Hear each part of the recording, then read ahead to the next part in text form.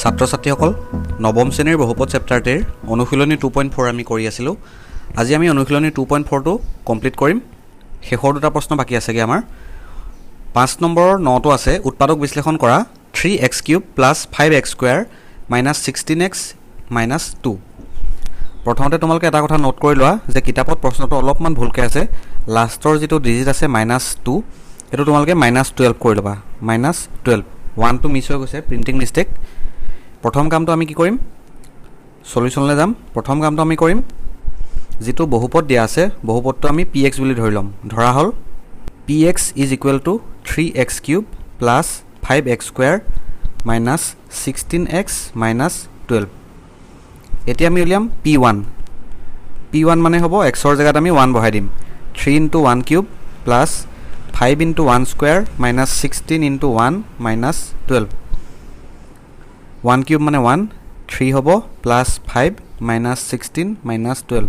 এইটো শূন্য ওলাব জানো? শূন্য নোলায়, ইজ নট ইকুৱেল টু 0। আমি উলিয়াম p - 1 3 × -1³ + 5 × -1² - 16 × -1 - 12। -1³ মানে -1, গতিকে -3 + 5 + 16 - 12। শূন্য ওলাবনে? শূন্য নোলায়, ইজ নট ইকুৱেল টু 0। আমি উলিয়াম p2 3 × 2³ + 5 × 2² - 16 × 2 - 12। 2³ মানে 8, 8 × 3 = 24 যোগ 2² মানে 4, 5 × 4 = 20 বিয়োগ 2 × 16 = 32 বিয়োগ 12। কিমান ওলাব? 24 আৰু 20 যোগ কৰিলে হ'ব 44, 32 আৰু 12 যোগ কৰিলে হ'ব 44, ইজ ইকুৱেল টু 0। এতিয়া চোৱা তোমালোকে p2টো আমাৰ শূন্য ওলালে, গতিকে আমি ক'ব পাৰিম যে x - 2 px বহুপদটোৰ এটা উৎপাদক হ'ব।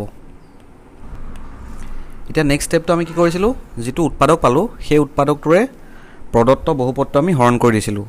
বহুপদটো আছিলে 3x³ + 5x² - 16x - 12। তাক আমি হৰণ কৰিম x - 2ৰে। দীঘলীয়া হৰণ পদ্ধতিৰে কৰিম। প্ৰথমতে কেইবাৰ যাব? 3x² বাৰ যাব, তেতিয়া হ'ব 3x³ - 6x²। তললৈ আহিব 11x² - 16x - 12। কেইবাৰ যাব? +11x বাৰ যাব, তেতিয়া হ'ব 11x² - 22x। এতিয়া তললৈ আহিব 22ৰ পৰা 16 গ'লে 6, 6x - 12। কেইবাৰ যাব? 6 বাৰ যাব, যোগ 6, 6x - 6 × 2 = 12 মিলি গ'ল। গতিকে অন্য এটা উৎপাদক আমি পাই গ'লোঁ 3x² + 11x + 6। x - 2 এটা উৎপাদক বুলি আমি পাই আহিছিলোঁ। তেতিয়াহ'লে আমি লিখিব পাৰোঁ এতেকে px = x - 2 × 3x² + 11x + 6। এতিয়া যিটো আমি 3x² + 11x + 6 সেই উৎপাদকটো আমি আকৌ উৎপাদক বিশ্লেষণ কৰিব পাৰিম নেকি চাই লওঁ। আমি মধ্যম পদ বিভাজন প্ৰক্ৰিয়াটো ব্যৱহাৰ কৰিম। x - 2টো আমি এনেকৈ থৈ দিম, ব্ৰেকেটৰ ভিতৰত আহিব 6 × 3 = 18। 18টো আমি ভাগ কৰিম কেনেকৈ? 18টো ভাগ কৰিম 9 × 2 = 18, 9x + 2x + 6। তেতিয়া কি হ'ব আমাৰ? x - 2টো একেদৰে বাহিৰত থৈ দিম, 3x এটা কমন আহিব, তেতিয়া ভিতৰত আহিব x + 3। ইয়াত যদি 2 এটা কমন লওঁ তেতিয়া আহিব x + 3। তেতিয়াহ'লে আমি তিনিটা উৎপাদক পাই যাম, x - 2, 3x + 2 আৰু x + 3। এইটোৱে হৈ যাব এই প্ৰশ্নটোৰ কাৰণে উত্তৰ। ইয়াৰ আৰু উৎপাদক আমি উলিয়াব নোৱাৰিম, তিনিটা উৎপাদকেই পালোঁ, x - 2, 3x + 2 আৰু x + 3। অনুশীলনটোৰ শেষৰটো প্ৰশ্ন চোৱা, যদি x² + px + q আৰু x² + mx + n বহুপদ দুটাৰ x + a এটা সাধাৰণ উৎপাদক, তেন্তে প্ৰমাণ কৰা যে a = n - q / p - m। যি দুটা বহুপদ দিয়া আছে আমি বহুপদকেইটা px আৰু qx বুলি প্ৰথমতে ধৰি ল'ম। ধৰা হ'ল px = x² + px + q, qx = x² + mx + n। এতিয়া কি কৈছে x প্লাছ a এটা সাধাৰণ উৎপাদক বুলি কৈছে তাৰ মানে px ৰ এটা উৎপাদক কি হ'ব x প্লাছ a আমি উৎপাদক উপপাদ্য পাই আহিছিলোঁ যদিহে px বহুপদটোৰ x প্লাছ a টো এটা উৎপাদক হয় তেতিয়াহ'লে কি হ'ব p minus a is equal to 0 হ'ব এইটো আমি কি মতে পালোঁ উৎপাদক উপপাদ্য মতে বুজিলানে তেতিয়াহ'লে আমি p মাইনাছ a তাৰ জেগাত আমি কি বহাই দিম যেটো আমি বহুপদ আছিলে এই বহুপদটো আমি ধৰি লৈছিলোঁ x square plus px plus q এটা p মাইনাছ a মানে কি হ'ব x ৰ জেগাত মাইনাছ a আহি যাব minus a square plus p into minus a plus q is equal to 0 minus a square মানে a square minus pa plus q is equal to 0 এতিয়া চোৱা এই সমীকৰণটো আমি এনেকৈ থৈ দিম পিছৰটো কি কৈছে qx ৰ এটা উৎপাদক কি বুলি কৈছে x প্লাছ a তেতিয়াহ'লে উৎপাদক উপপাদ্য মতে কি হ'ব q minus a is equal to 0 হ'ব সাধাৰণ উৎপাদক বুলি কৈছে তাৰ মানে দুইটা বহুপদৰে উৎপাদক x প্লাছ a এতিয়া আমি কি পালোঁ q minus a is equal to 0 হ'ল এতিয়া qx মানে আমি কি ধৰিছিলোঁ x square plus mx plus n এতিয়া ইয়াৰ জেগাত আমি মাইনাছ a বঢ়াই দিম x ৰ জেগাত মাইনাছ a বঢ়াই দিম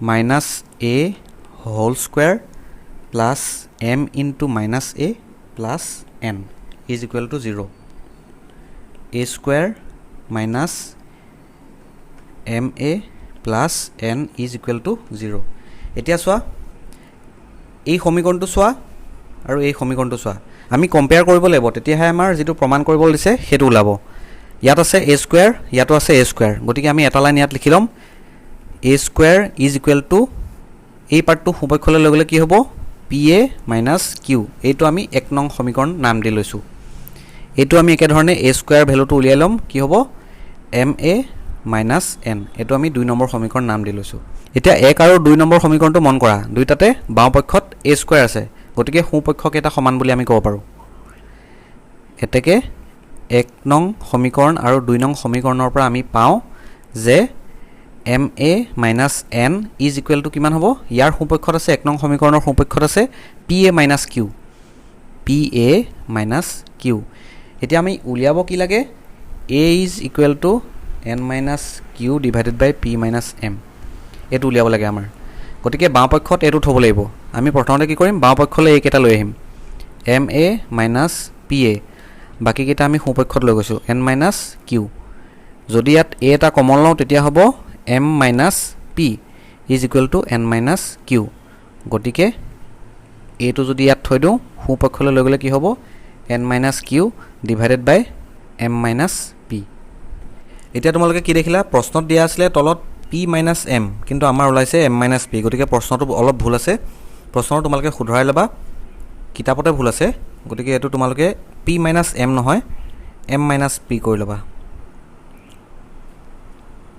শেষৰ দুটা প্ৰশ্নৰ প্ৰিন্টিং মিস্টেক এটা তোমালোকে কিতাপতে শুধৰাই লবা অলপ প্ৰিন্টিং মিস্টেক আছে আজিৰ ভিডিওটো ইমানতে সামৰিছো আমাৰ 2.4 অনুশীলনটো শেষ হৈছে আজি নেক্সট ক্লাছত আমি আলোচনা কৰিম বিজীয় অভেদ তাৰ মানে এলজেব্ৰিক আইডেন্টিটিজ যদি আজিৰ ভিডিওটো ভাল পালা লাইক কৰিবা শেয়াৰ কৰিবা আৰু আমাৰ চেনেলটো সাবস্ক্ৰাইব কৰিবলৈ নাপাহৰিবা ভিডিওটো ইমান সময় চাই থকাৰ বাবে ধন্যবাদ